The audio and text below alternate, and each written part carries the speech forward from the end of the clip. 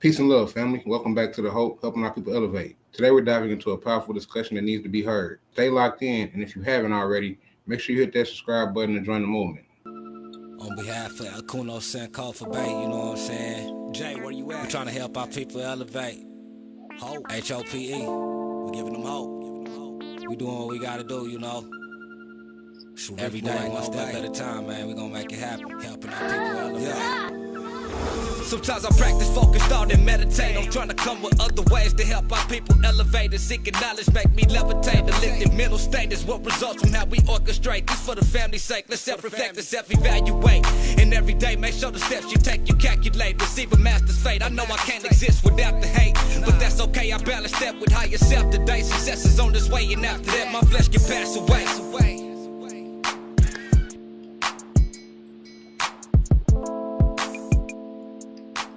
After fighting for democracy aboard, many black veterans returned home to a different war, one of racism, violence, and injustice. Isaac Woodard was discharged on February 12, 1946, after 4 years of active Army service.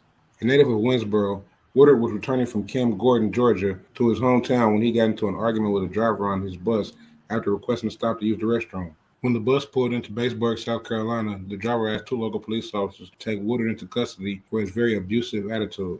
Officer Elliot Long and Police Chief Linwood L. Scholl later testified that Woodard was drunk and had resisted arrest for disorderly conduct. In the scuffle with the officers, Woodard had tried to defend himself by taking the chief's nightstick. "I hit him across the front of the head," Chief Scholl later recalled, after he attempted to take away my blackjack. According to Woodard, he had been trying to explain his argument with the bus driver when the Batesburg officers told him to shut up and began beating him with the blackjacks. He admitted having taken Scholl's nightstick in the struggle, but said that he had been forced to drop it when the officer pulled his pistol. Woodard alleged that the officers tried to gouge out his eyes as retribution for resisting arrest. In court the next day, he denied that he had been drinking or instigated the argument with the bus driver. The court sentenced him to pay a $50 fine or serve 30 days in jail, and then he was taken to the Vietnam Administration Hospital in Aiken, where he was treated for bleeding in both eyeballs and a ruptured cornea in the right eye. The beating left him blind for the remainder of his life. On learning of the attack of a black veteran, Walter White, the head of the NAACP, petitioned President Harry Truman and the Justice Department to redress Woodard's grievance and pursue criminal charges against the Batesburg officers. A benefit for Woodard, hosted by heavyweight boxing champion Joe Louis, was held in New York City in August. Several entertainers spoke or performed, including Woody Guthrie, who penned and sang "The Blinding of Isaac Woodard" for the event. The Justice Department eventually filed a suit against Chief Linwood Schultz for violating Isaac Woodard's civil rights, but an all-white federal court jury in Columbia took just 30 minutes to return a verdict for not guilty in November 1946. A civil suit filed the next year was also unsuccessful, but Woodard took the money raised from the benefit concert and moved to New York to start a new life. Woodard's case gained national recognition as one of the several incidents of racial discrimination against black veterans returning from service after World War II. These incidents and the important contributions of African Americans during the war inspired the NAACP's Double V campaign for victory over oppression aboard and at home at the conclusion of the war.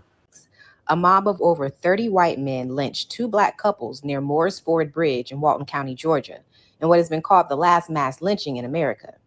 The victims were siblings George W. Dorsey and his 7 months pregnant sister Dorothy Dorsey Malcolm, as well as their common-law spouses Mae Murray Dorsey and Roger Malcolm. 2 weeks earlier, Roger was arrested after allegedly stabbing white farmer Barnett Hester during an altercation.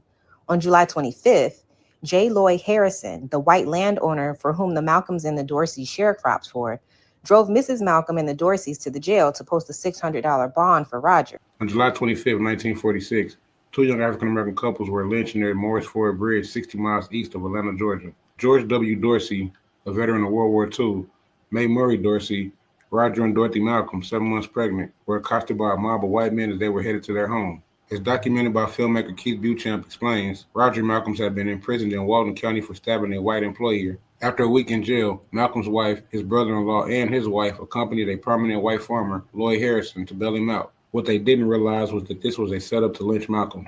After the funeral, an African-American man told a journalist from the Chicago Defender, "They're exterminating us. They're killing Negro veterans and we don't have nothing to fight back with except our bare hands." The case received national attention. However, the murderers were never brought to justice. On their way back to the farm, the car was stopped by a mob of almost 30 armed, unmasked white men who drugged Mr. Malcolm and Mr. Dorsey from the car and tied them to a large oak tree nearby. George, a World War II veteran who had served in the Pacific for 5 years, had only been home for 9 months at the time. Mrs. Malcolm recognized members of the mob, and when she called on them by name to spare her husband, the mob took her and Miss Dorsey as well. Mr. Harrison watched as the white men tied all four of them to trees and riddled them with over 60 bullets shot at close range. The white men then hung the bodies over the bridge to hang in the oppressive Georgia summer heat and humidity. In July of 1949, a white woman wrongfully accused 3 black men and 1 teenager in a case that came to be known as the Groveland Four.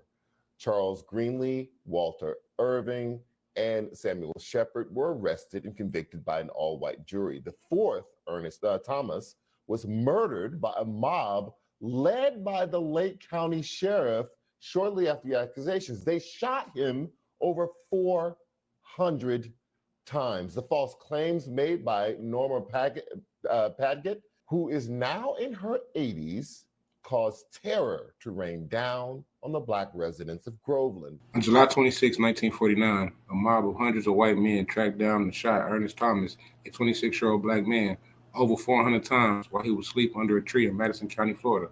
2 days after being killed by a mob, a coroner's jury ruled that Mr. Thomas's death was justifiable homicide.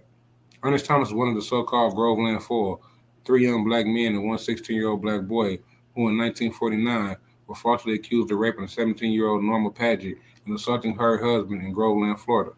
The deep racial hostility that permeated Southern society during that time period often served to focus suspicion on black communities after a crime was discovered or alleged, whether evidence supported that suspicion or not. Almost 25% of all lynchings involved allegations of inappropriate behavior between black men and white women that was characterized as assault or sexual assault. The mere accusation of sexual inappropriate regularly aroused violent mobs that ended in lynchings. Allegations against black people were rarely subject to scrutiny.